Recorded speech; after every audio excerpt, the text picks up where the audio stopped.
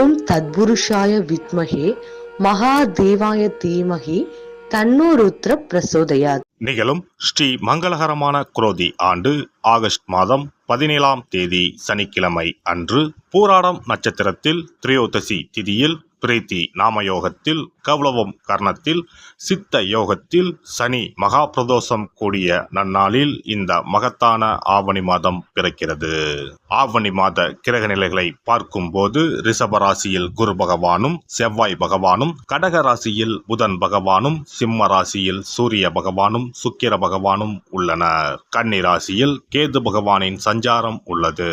கும்ப ராசியில் சனி பகவான் வக்ரத்தில் உள்ளார். ராகு பகவான் மீனராசியில் பயணம் செய்கிறார். இந்த மாதம் கிரகங்களின் பெயர்ச்சி என எடுத்துக்கொண்டால் ஆவணி மாதம் 10ஆம் தேதி செவ்வாய் பகவான் ரிஷப ராசியில் இருந்து மிதுன ராசிக்கும், சுக்கிர பகவான் சிம்ம ராசியில் இருந்து கன்னி ராசிக்கும் பெயர்ச்சி அடைகின்றனர். ஆவணி மாதம் 15ஆம் தேதி புதன் பகவான் கடகராசியில் இருந்து சிம்ம ராசிக்கு இடப்பெயர்ச்சி அடைகின்றார். இந்த கிரகங்களின் பெயர்ச்சி மற்றும் சிம்மத்தில் இணையும் சூரியன் புதன், கன்னி ராசியில் இணையும் கேது சுக்கிரன் ஆகிய கிரகங்களால் இந்த ஆவணி மாதத்தில் உங்கள் ராசிக்கு உண்டாகும் சுப பலன்கள் என்ன என்பதனையும், அசுப பலன் ஏற்படுமாயின் ராசிக்காரர்கள் செய்ய வேண்டிய பரிகாரம் என்ன, வழிபட வேண்டிய தெய்வம் யார் என்பதனை பற்றி விரிவாக காண்போம்.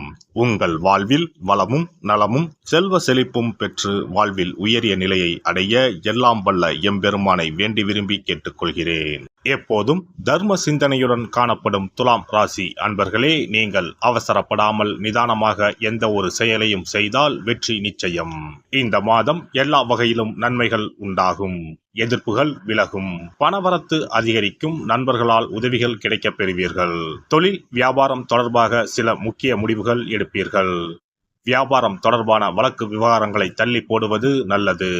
எதிர்பார்த்த லாபம் கிடைத்தாலும் பண தேவை ஏற்படும். உத்தியோகத்தில் இருப்பவர்கள் கூடுதலாக பணியாற்ற வேண்டியிருக்கும். மேல் அதிகாரிகள் உங்களுக்கு உறுதுணையாக இருப்பார்கள். குடும்பத்தில் ஏதாவது வீண் விவகாரங்கள் ஏற்பட்டு நீங்கும்.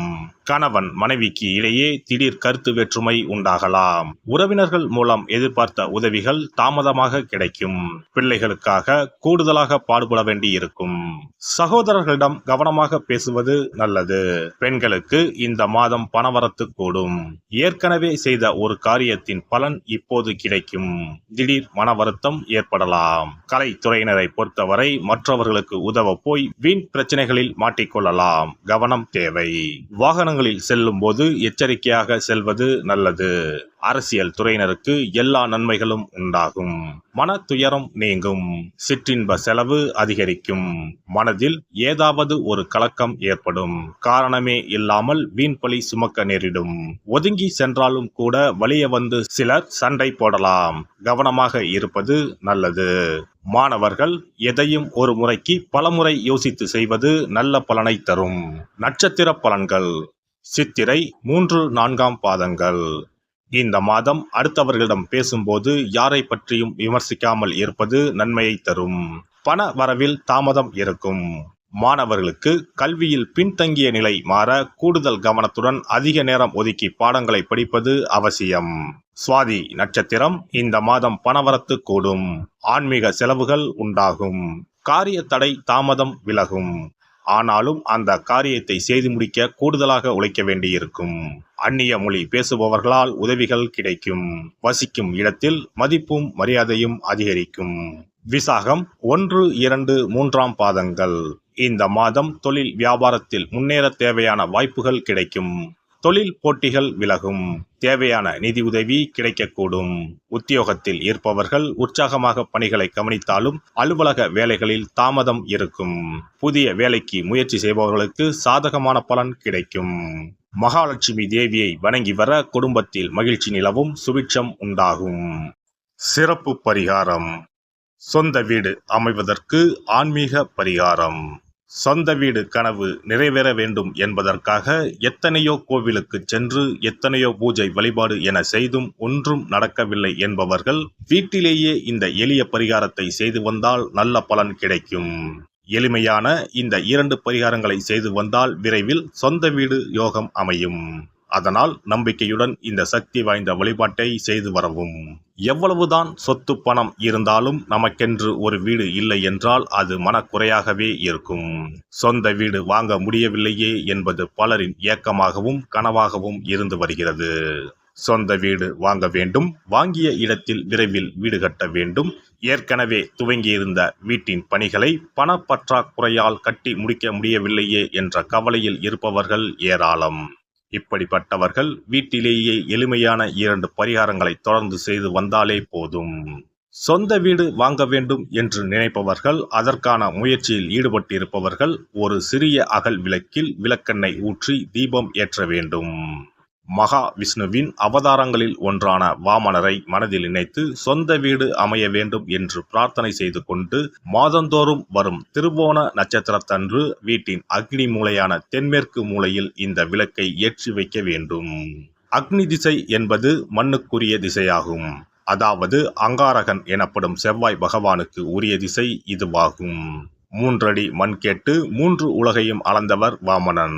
அதனால் அவரை நினைத்து பால் பாயசம் நிவேதனமாக படைத்து வழிபட்டு வந்தால் விரைவில் சொந்த வீடு யோகம் அமையும். மற்றொரு பரிகாரமாக வீட்டில் பயன்படுத்தும் காமாட்சி விளக்கு அல்லது கஜலட்சுமி விளக்கு அல்லது வழக்கமாக பயன்படுத்தும் ஏதாவது ஒரு விளக்கை எடுத்துக்கொள்ளுங்கள். விளக்கை சுத்தம் செய்து மஞ்சள் குங்குமம் வைத்து வாசனை மிகுந்த வெள்ளை நிற பூக்கள் சாற்றுங்கள். பிறகு 5 ரூபாய் நாணயத்தை விளக்கிற்குள் போட்டு நெய் அல்லது எண்ணெய் ஊற்றுங்கள்.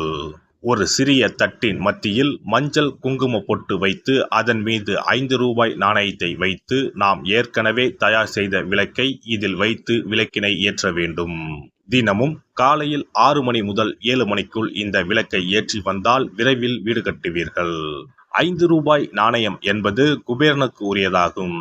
இதை விளக்கில் போட்டு ஏற்றுவதால் வீடு கட்டுவதற்கான அல்லது வீடு வாங்குவதற்கான பணம் ஏதாவது ஒரு வழியில் உங்களுக்கு கிடைக்கும்.